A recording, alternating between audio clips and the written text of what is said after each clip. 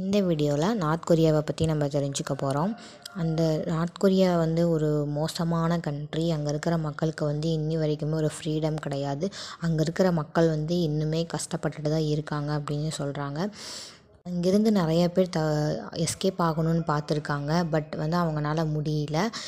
ஏன்னா அப்படி எஸ்கேப் ஆகணும் அப்படின்னு நினச்சாங்கன்னா அவங்கள வந்து அங்கேருந்து ஷூட் பண்ணிடுவாங்க.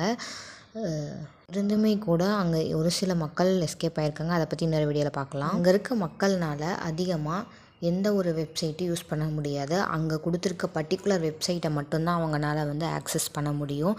அங்கே வந்து ஃபேஸ்புக் கிடையாது. நம்ம போடுற யூடியூப் வீடியோஸ் அவங்களால பார்க்க முடியுமா என்னன்னு தெரியாது.